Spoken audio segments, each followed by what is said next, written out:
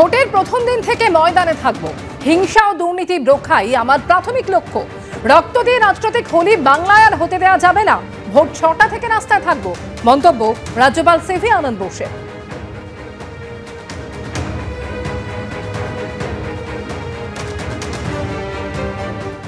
I will be in the field right from day one of the election.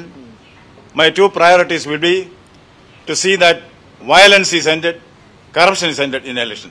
That I will do to the best of my ability. I will be on the road at 6 a.m. before others wake up. I will be acting as part of the Jan Rajbhavan or Mobile Rajbhavan. I will be available with the people. You know what I once said during the Panchayat election? Political holy with the human blood will not be allowed in Bengal anymore. CPM নেতা সুজন চক্রবর্তী এই মুহূর্তে telephone লাইনে রয়েছেন আমাদের সঙ্গে। সুজন দা, vote সম্পর্কে রাজ্যপাল CV আনন্দ বোস তিনি যেটা বলছেন যে একেবারে প্রথম দিন থেকে ময়দানে থাকবো, হিংসা এবং দুর্নীতি রোখাই আমার প্রাথমিক লক্ষ্য। রক্ত দিয়ে রাজনৈতিক হোলি বাংলায় আর হতে দেওয়া যাবে না। দেখুন, রাজ্যপাল আজকে যা বলেছেন সেটা কথা হিসেবে তাকে স্বাগত জানানোর মধ্যে কোনো দোষ নেই, স্বাভাবিক। সত্যি তো, রক্তের হোলি হবে কেন? খুশি মতো জবরদস্তি হবে কেন? মানুষের ভোটের অধিকার কেড়ে নেওয়া হবে কেন? সেন্ট্রাল ফোর্স থেকেও সেটা ঢুকতে পারবে না কেন? মানুষ তো শান্তি চায়, মানুষ তো গণতন্ত্রের অধিকারকে রক্ষা করতে চায়। সবই শুনতে ভালো লাগে, যদিও ওরা কথার মধ্যে রাজনৈতিক নেতার মতন টোনটা বেশি। উনি রাজনৈতিক নেতা তো ছিলেন না, কিন্তু রাজনৈতিক নেতার টোনটা একটু বেশি বলে মনে হচ্ছে। আমি শুধু বলি, এটা কথার কথা থাকবে না কাজের কাজ হবে, মানুষ কিন্তু এই ব্যাপারে সন্দিহান। পঞ্চায়েত নির্বাচনে উনি যা বলেছিলেন তার কিছুই কিন্তু করতে পারেননি, বরং ওর দ্বারা নিয়োজিত হয়ে পরের দিন থেকে নির্বাচন কমিশনার যেভাবে চলতে শুরু করলেন, ওর পরে বোঝা উচিত আয়নার সামনে দাঁড়িয়ে যে ওর দ্বারা নিয়োজিত নির্বাচন কমিশনার নবান্নের পাপেট হিসেবে কাজ করেছে। উনি তারপর রাস্তায় কোথায় গিয়ে ঘুরেছেন তার উপর কিচ্ছু নির্ভর করেনি। তারপরে মানুষের মৃত্যু এবং জবরদস্তি, গণনার সময় জবরদস্তি, যেতে যাওয়া লোককে হারিয়ে দেওয়া, হেরে যাওয়া লোককে সার্টিফিকেট দেওয়া, এই সব কিন্তু পশ্চিমবাংলা দেখেছে। উনি তখনও রাজ্যপাল ছিলেন, তখনও একই রকম ভাষণ দিয়েছিলেন। ভাষণটা শুনতে ভালো লাগছে, কিন্তু কার্যকরী হবে কিনা এইটাই লোকের কাছে প্রশ্ন। কত দফায়, কত সেন্ট্রাল ফোর্স, তার চেয়ে বড় কথা to ensure the peoples right. ধন্যবাদ সুজন দা। আর এই মুহূর্তে আমরা টেলিফোনে যোগাযোগ করে নিয়েছি বিজেপি নেতা রাহুল সিনহার সঙ্গে। রাহুল বাবু, আমরা শুনলাম যে কিছুক্ষণ আগেই যে কথা গভর্নর বলেছেন যে রক্ত দিয়ে রাজনৈতিক হোলি বাংলায় আর হতে দেওয়া যাবে না, এবং ভোটের প্রথম দিন থেকেই তিনি ময়দানে থাকবেন, ভোট ৬টা থেকে তিনি রাস্তায় থাকবেন।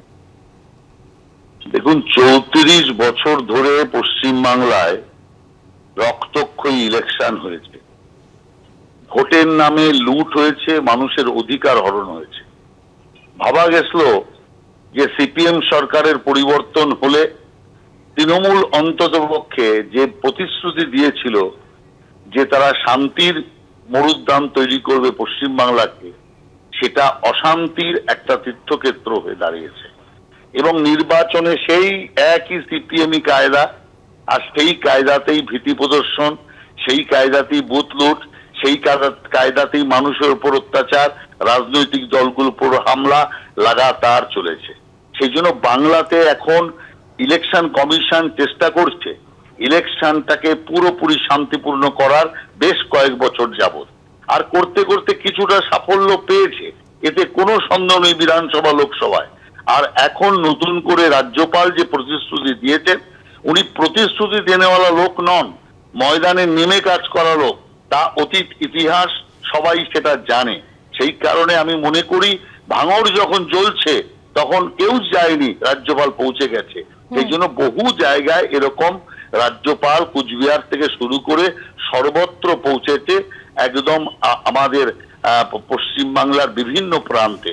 সেই জন্য রাজ্যপাল যখন প্রতিশ্রুতি দিয়েছে তিনি তার চেষ্টা করবেন, কিন্তু রাজ্যপাল আমাদের সঙ্গে কথা বলার জন্য। অন্যদিকে কুণাল ঘোষ বলছেন যে রাজ্যপালকে সুকুমার রায়ের পাগলা দাশু পড়ার পরামর্শ দিলাম। কি বলছেন তিনি, শুনুন। আমি রাজ্যপালকে অনুরোধ করব এই ধরনের পাগলা দাশু টাইপ স্টেটমেন্ট করে পদটার মানে অপব্যবহার করবেন না। ভোটের দিন রাস্তায় রাজ্যপালের কোনো কাজ নেই।